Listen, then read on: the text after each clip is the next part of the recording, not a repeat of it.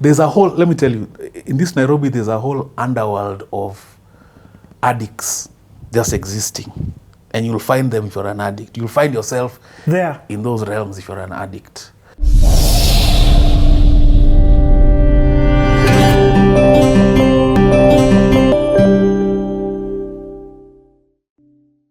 Because my bro is a guy of facts. So when he went and did his own research and realized, wait a minute, this guy is not a bad guy. It's not just that he's a bad guy. For the longest, he treated me like, you guys, this is just you being irresponsible, you know? So anyway, I get kicked out. I go to LA with my 5K or something. Of course, in 2 days, that 5K is gone. You guys, let me tell you, nilikula njaa. You know, hunger. Yeah. Hunger and no way of making money. But at least, let me say this, at least you had accommodation. Yeah. For that time. But go on. I remember there was a day I got so hungry. I was given my bed and an old school TV to go with. All down with the Kisogo. I remember I used to have to smack it and a DVD player.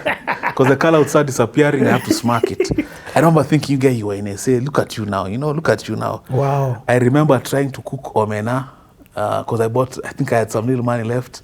And I had a small stove, tried to cook omena. I didn't know how to cook omena. So the whole house is just smelling of fish. But I've not eaten. It was so bad. And then, of course, money ran out.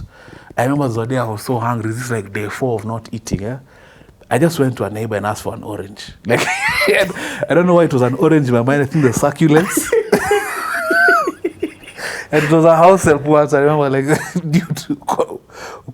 think I said machungwa, bana, ukona machungwa. Like, and I remember biting to this thing, and it was like, it was like I was drinking from heaven. So periodically, my eldest bro would come visit. And of course, he's just saying, you guys, now you're kondaing, there's only so many 500s you can con, guys. At some point, you don't even have texts on your phone. Yeah. But if you can't afford food, you also can't afford drinks. I'd find it. That's the first time I ever drank changa. Huh? Yeah. Changa bana. Your night gets lower, eh? And Langata, let me tell you. In fact, recently they've kind of renovated that area near where 1824 is. Those two choms there. Chom is like a kiosk-looking kind of thing that is actually like a cover for like where they sell most of this illicit brew. Either counterfeit quarters, yes, counterfeit renditions of cheap liquor. Can you imagine that? Counterfeit of cheap liquor. Counterfeit renditions of cheap liquor. And you could always tell, if you're an alcoholic, you can always tell either the label is skew or the smell, or it opens too easily. Yeah? And there are times you'd still drink knowing this thing is fake. Ini imbo. Yeah.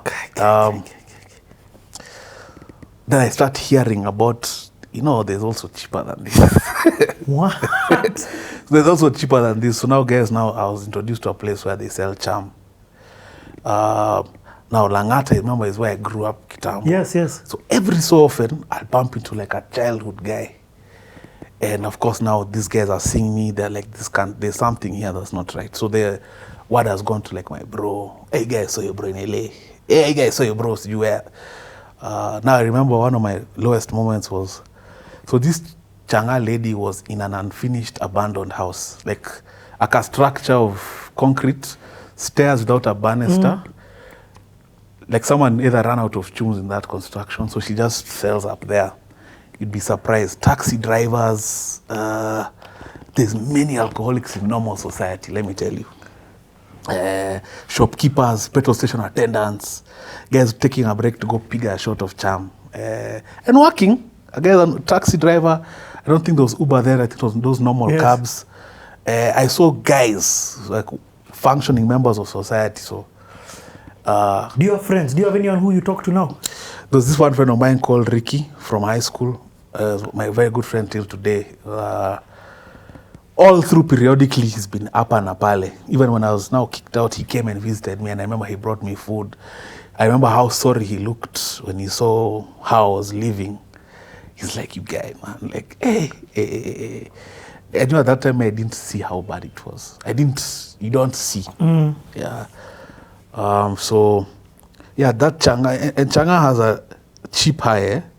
It's not the same high as normal liquor. Like, yes, you get a buzz, but it's a cheap buzz. I don't know how to explain. It's like, maybe like bad food is I'm trying to think of something that you're high, but you're like, easy, like,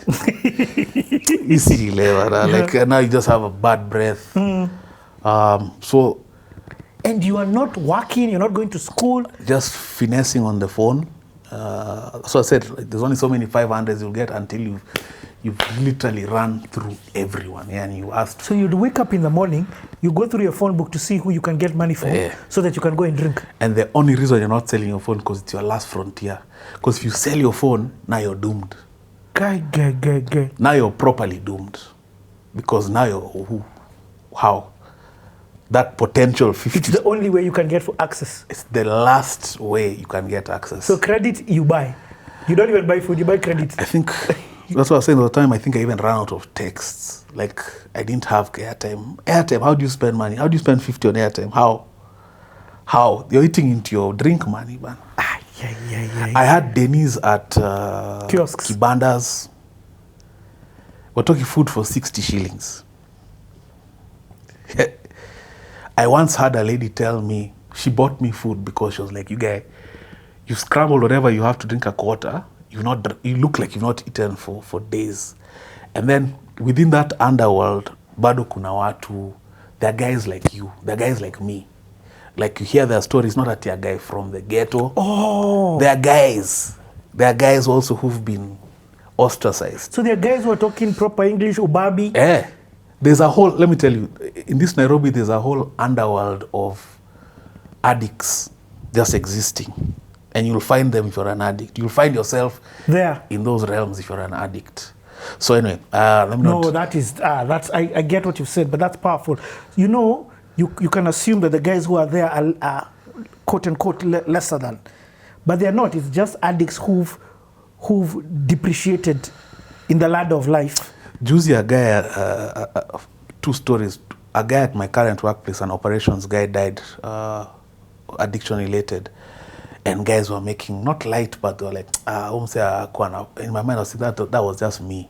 Like, that guy was probably trying everything he could to fight the fight and just lost. And at some point you don't even have the energy to fight anymore. And if you're a softie like me, suicide is not an option. Like, guy, bro, that's too painful. But no, but I understand what you're saying. Yeah, like, I know, you guys, what if it backfires? So, eventually, I think I stayed out from, when I was kicked out and I moved to Langata, I stayed. What's the other story? You said you had 2 stories. My former employer hung himself. Former colleague where I used to work before hung himself. And I know for a fact it's addiction related because he was struggling. I remember talking to him about it and trying to give him hope. And eventually, I hear he got fired because of some disciplinary issues. So when I was called and he hung himself, I don't know why men choose such a hard path. What was I saying? Wow. I saw how troubled that guy was because he'd come to school heffing. Because I used to teach, I was an instructor before this job. And I used to try and just tell him, you have a problem. But you could tell him from his, it was a point of he's never had the information properly to understand he even has a problem.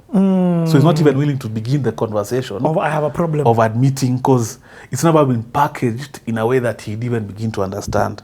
Him is just suffering and struggling through life. And how many guys are there like that?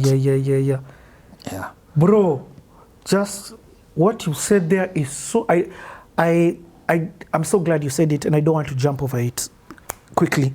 You're dropping so much value on wisdom and nuggets that it can be easy to skip over it. You're seeing this guy, and you are seeing, you just have a problem, and you can get over this problem. Him, he's not, it's the information, I love the words you used, the information has not even ever been packaged to him to communicate to him in his language that he has a problem for even him to see hope for a solution in terms of looking at you. He's going through the version of what I went through now in high school before I understood what was going on. Oh. It's like now someone at that point in high school telling me, you guy, I think you're, at that time, you're like, hey, what do you mean? What are you talking about? Yeah. Because alcoholism starts at different ages. Pass. It's And progressive. different triggers. So somebody can get divorced and that starts it. Somebody can lose a child and that starts it. Even life things can. Oh, you get what you've just said there is a lot. Wow, wow, wow, wow, wow, wow. And it's progressive. I keep telling guys, it's progressive. Like, me, I'm here because I started very young. Most guys start after they've finished campo, so it manifests in divorce, loss of job. By the time they're mid-40s, Apple, that's when it's lipukad, demis, they've ruined their marriage. Because they started, they were good people. They did their uni, then they went to work, they earned a bit of money, they're like, When got married. they're married, and then now they introduced, oh, by the way, us guys with salaries, we go out on Friday and we have beers.